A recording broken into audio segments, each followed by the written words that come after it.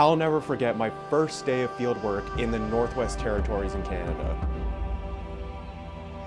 Wanting to make sure I was fully prepared, I had overpacked my bag with 60 pounds of unnecessary equipment.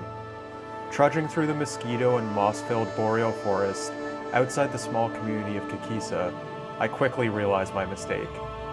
Tripping over fallen, burnt trees from an old wildfire, I was sweating profusely in blazing July temperatures.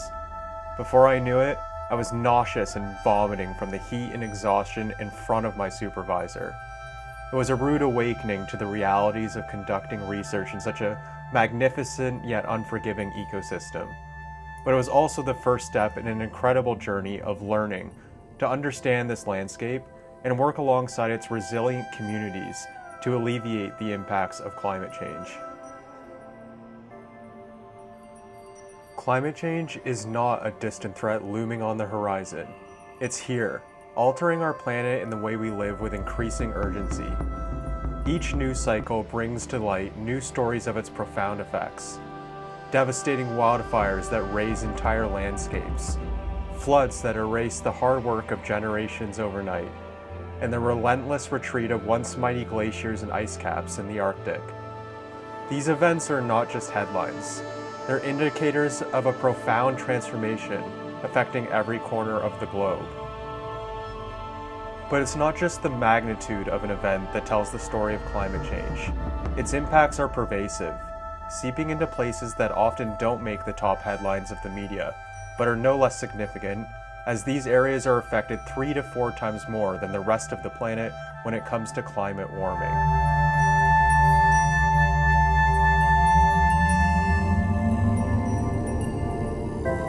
Today, we turn our attention to a region that might not dominate the front pages, but whose story is critical to understanding the full scope of climate change, the Northwest Territories, a vast expanse of wilderness that plays a crucial role in the climate balance of our planet.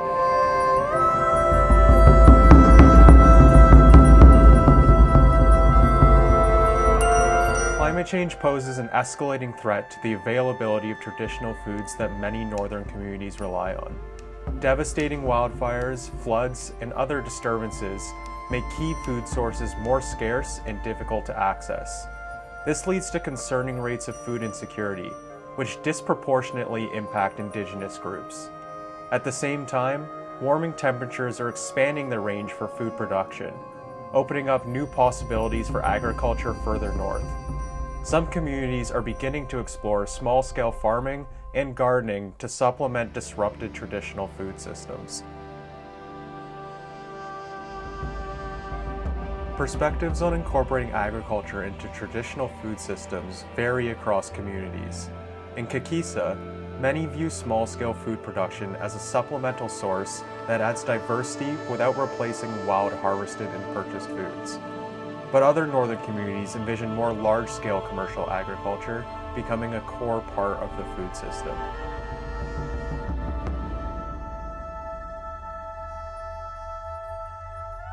Across the region, agricultural practices look different depending on the needs and land of each community and individual. Some utilize greenhouses, while others use raised beds or repurposed materials like old tires for planting.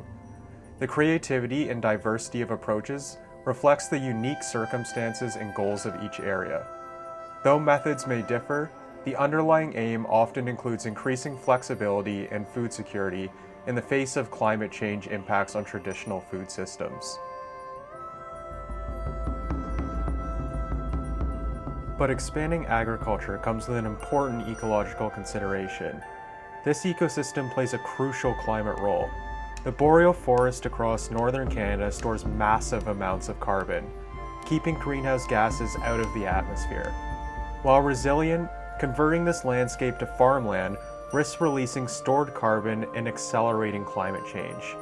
However, data on these impacts were lacking. To address this knowledge gap, I collaborated with northern communities who are interested in food production, and through this collaboration, we gathered over 1,500 pounds of soil samples over 5 years. By analyzing the soils before, during, and after agricultural conversion, we constructed a substantial baseline to understand the impacts on carbon and fertility.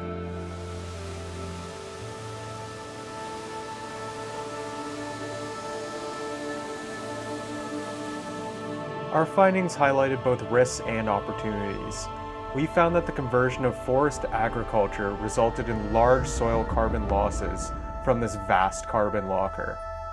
Further, common agricultural practices like tilling accentuated this carbon loss. And this is important as Canada's boreal forest stores the equivalent amount of carbon that could be released as about 166 billion cars.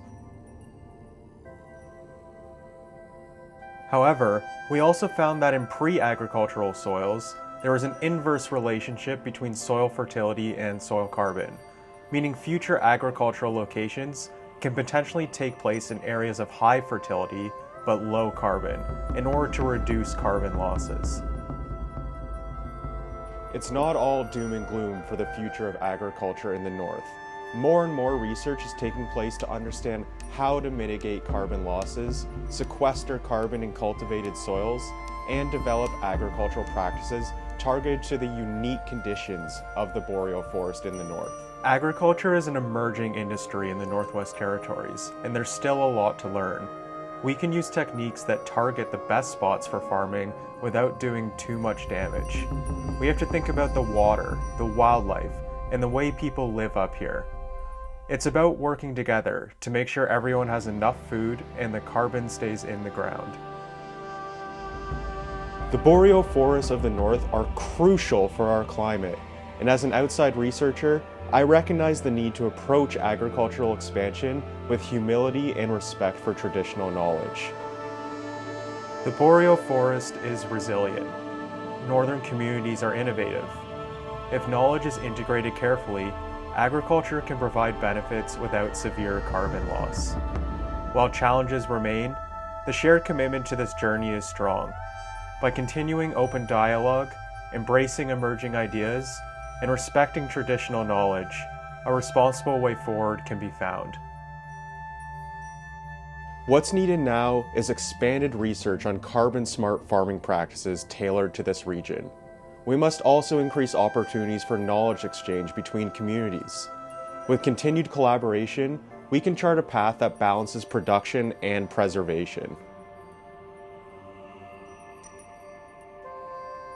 So that's all for today.